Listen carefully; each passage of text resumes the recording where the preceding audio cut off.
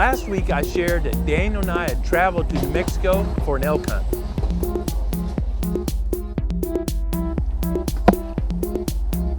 We only had a few days to hunt, but I was more than pleased with the outfitters hosted hunts had introduced us to. We had lots of bulls responding to the guide's calls and to the Montana decoys. As I shared last week, I had never tagged an elk before, and I could tell this hunt was off to be one of those hunts of a lifetime. We'd had several encounters throughout the hunt. It boiled down to the last afternoon: tag soup or elk steaks.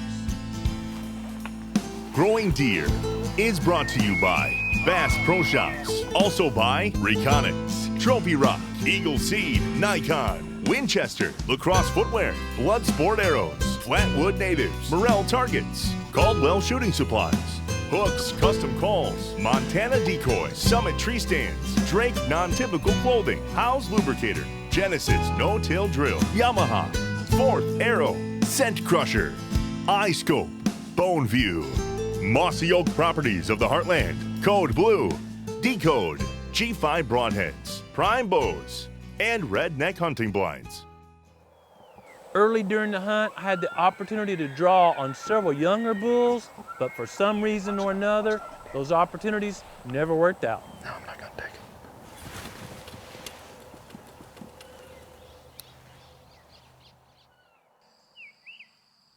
it. As I'd shared last week, I had never tagged an elk before this hunt. So this summer, I really focused on form, and I used the blind bell technique to perfect my form. In an effort to replicate the pressure of shooting at an elk, I started shooting one arrow at a time at a morel target. And missing the target and losing an arrow isn't near the pressure of wounding an animal, but I wanted to make sure I was putting some type of pressure to make each shot count. I knew I was going to be hunting with the dead meat broadhead, and fortunately, G5 makes a BMP, a ballistically matched point, to go with the dead meat broadhead. So I could practice at 60 yards and my arrow would fly exactly the same with my practice point as it would with the actual broadhead. All through the summer, I knew my elk hunt would come down to that magic moment of one shot. I wanted to make sure I was ready. I think we gotta use topography and see if we can, I don't know if there's any chance we can get at him or not.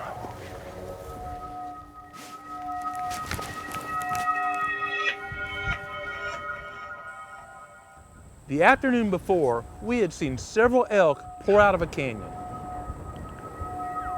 Maybe two of them. Yeah.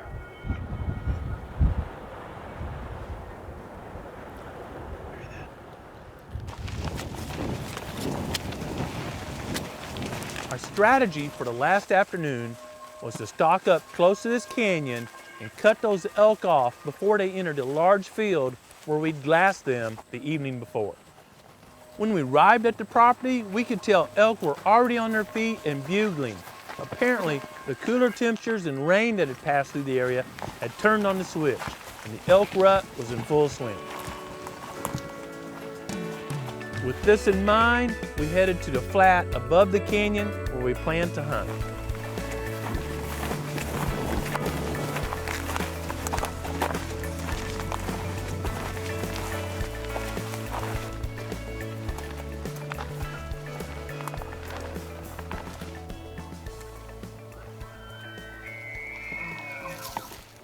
There's more than one. Yeah. We snuck up to the rim and could hear several cows and bulls calling in the canyon. I'm just asking, do you think we could get right here in the shade somewhere, work our decoy hard? Will it booger them if we call? No. I think if we call, it'd be better than us going in there. Yeah. Let's get back up so they gotta come right here. They just gotta peek over. We set up about 100 yards from the rim and started calling with the goal of bringing one of the bulls out of the canyon. We kept hearing bugle after bugle, and one of our guides, Leo, would offer challenge bugles, and they would bugle back, but we never saw an elk.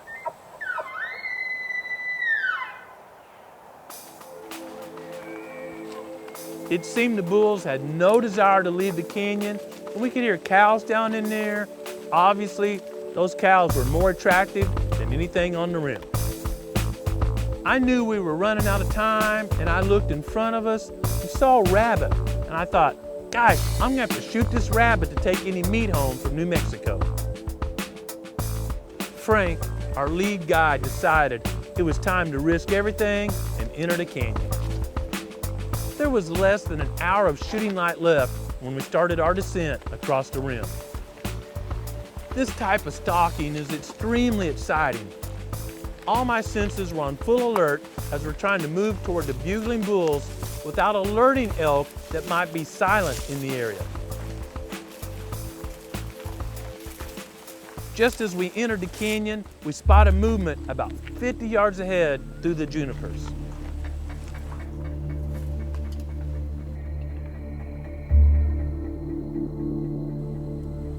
It was a group of mule deer, and we didn't want to bust them, so we let them move out of the way and then continued our descent into the canyon.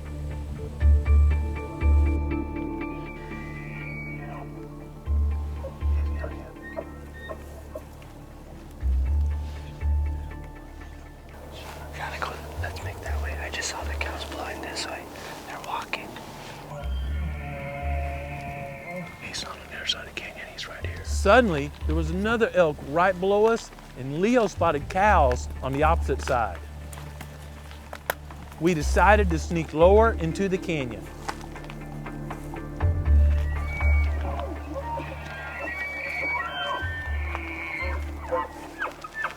We could hear what seemed like an entire herd of elk below us, bulls and cows calling. Isn't that one straight across? I wanted to run right in there, but I spotted a cow looking right at us. Fortunately, that cow turned and walked away as she was being pushed by a bull.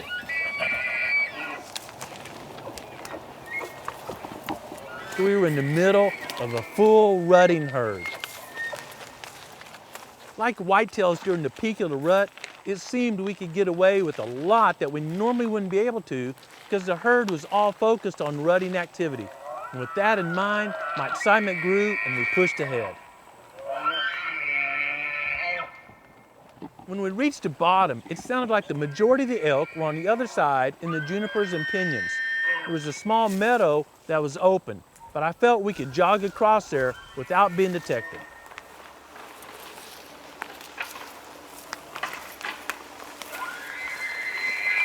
Just as we reached cover on the other side of the canyon, I heard a clash of antlers. It sounded like trees were falling, and I believe we happened to time it just right when two herds got together and two herd bulls were sorting out the dominance. We knew these bulls would be distracted and we could slide in there probably without being detected. My ears were literally ringing because bulls were bugling in every direction and most of them seemed within 100 yards. When those bulls started crashing antlers again and I could hear them shoving in the trees and rocks moving, I felt extremely alive. I was jumping rocks and weaving in and out of brush. Heck, I even told the guide to move away. I was going ahead. I was just extremely alive and engaged. It felt wonderful.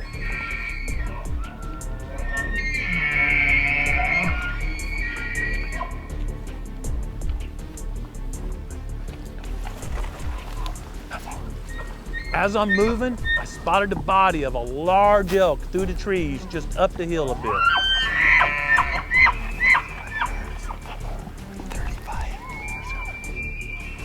That bull disappeared, got shoved out of the way or something, and we stood there waiting to see what our next move would be. We were just a few yards above the meadow, and we noticed a large bull out in the meadow.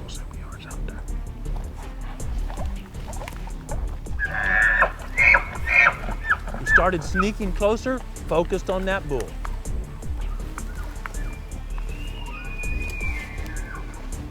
This bull was 70+ yards in front of us, and as we're trying to sneak a bit closer, we heard another bull even closer, but in the trees to our left. Right here. Big bull. When that bull entered the meadow, I knew he's a herd bull and the one I wanted.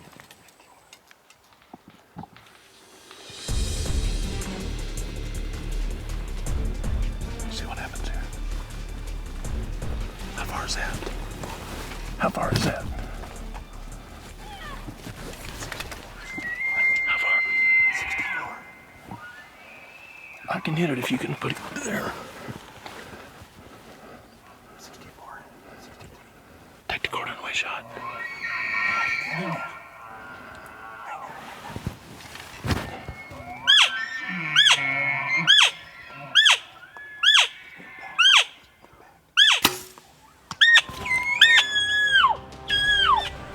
It was a beautiful sight watching my glowing knob arch over and land in the bull.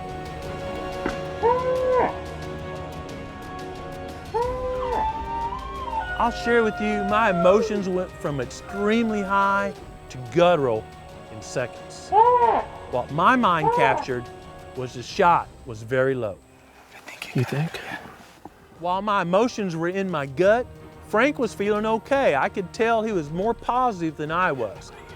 It wasn't too far back, was it? No, it was perfect. Just a few inches low. Yeah, it was That's insane. that's a bull. Yeah, that's a big bull. I'm not even seeing fresh tracks. We're not on it right here. We found blood, but I was skeptical because the first drops we found were about the size of my fingernail. And I'm thinking, oh, this isn't good. Once on the trail, I knew the dead meat broadhead had done its job. It had cut through that long hair and thick hide of an elk, penetrated all but about 6 inches of my arrow, and left us a trail we could work with. Right there.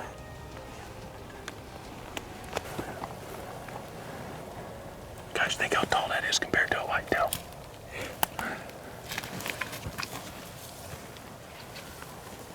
After about 300 yards, we found what I was hoping for, a big pool of blood.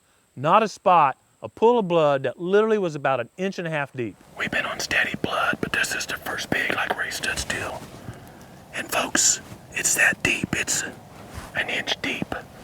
So, bigger than a basketball, 1 inch deep. I'm saying there's maybe a pine or a cord there. I'm feeling a little better, but I'm not there yet. I'm still so nervous. I've been praying the whole way. I am so nervous. That's a lot of blood. That looks good. Really good. Heavy blood. I think it's liver. Yeah. Yeah, right here, right here, right here. We're on steady blood, but we're almost 100% positive it's a liver shot. Seems like it's coming out both sides now. The arrow's finally stuck through, so Frank believes, and I agree with Frank, that we ought to back out now. Come back tomorrow morning. Tomorrow's another day, and Yeah. it's a big bull. It's a big bull. We don't want to push him. He could run miles, or he could lay down up here and die.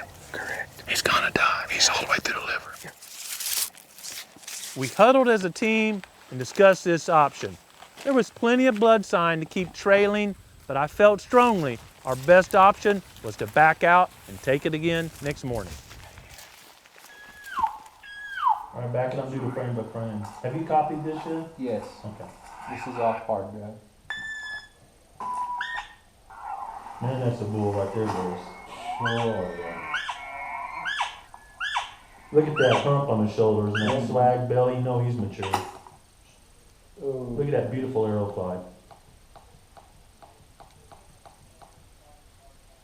see, right there. Right there is liver. where it hits. That's where it is. That's liver right there. See, And then when it hits, you see the knock drop a little bit. See, right Yeah, there. you're even liver. higher than I thought you were. That's liver. He's dead. Yeah, he's dead. I'll be honest, I didn't sleep much that night, and I was eager to get up the next morning and take up the trail.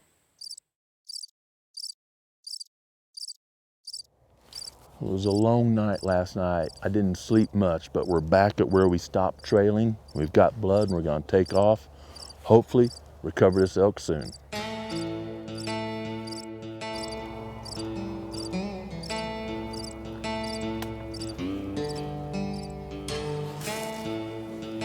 Yep, right there, right here. The blood had dried a bit overnight, but there was still ample sign for us to take up the trail.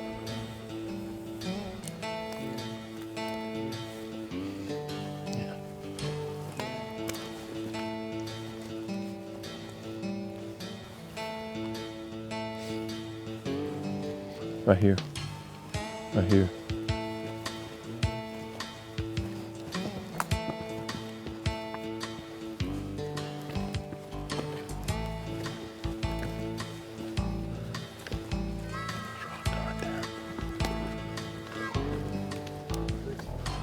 Good spot, yeah.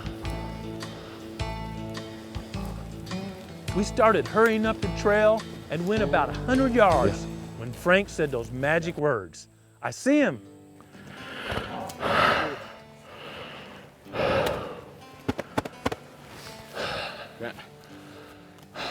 Congratulations. Oh, I'm too. Oh my gosh. Thank God. Oh, thank you, Jesus. Baby. Right there. Look at that. Oh my gosh. I've never.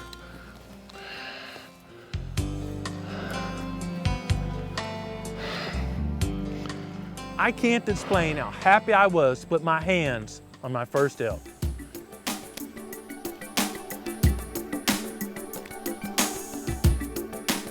That baby's all there. I really can't express my personal feelings. This is the experience of it, not just the animal, but the experience of hearing them and seeing them all week long, or all 3 days long, and seeing all the different bulls we've seen. Hey, this is a workout right here, man. I don't know what this head weighs, but that baby's a toad right there. Woo! What a huge blessing it was, not only to have such a thrilling hunt, but to end it with a great bull. It worked out just perfect, perfect. We took numerous pictures, told the story again and again, and I text Tracy and the girls that I'd finally tagged an elk. These moments are even better when you have the support of your family. This hunt continued to get better. We were all so excited and looking at the elk and telling the story that after about 10 minutes, one of us looked up and noticed the pickup was only about 100 yards away.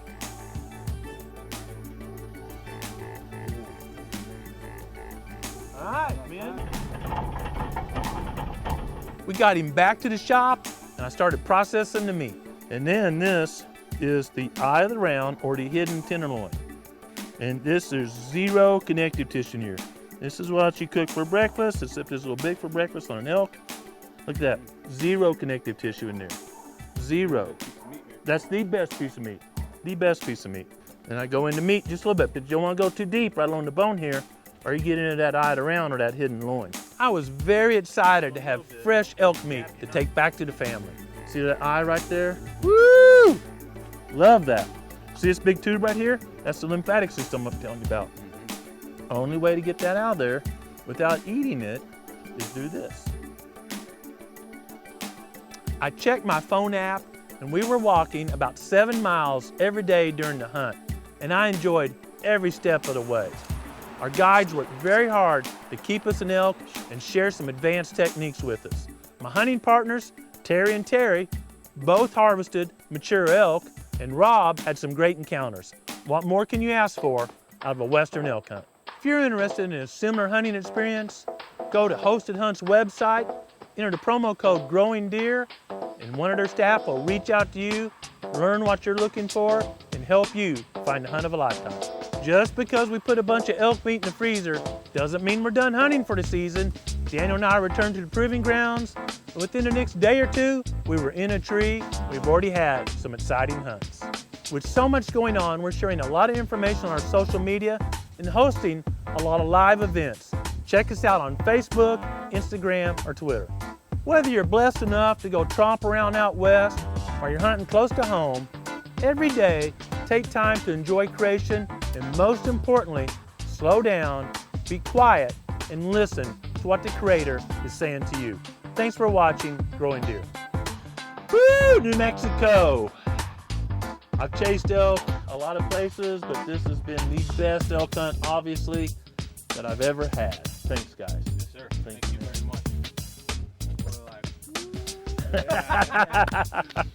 much.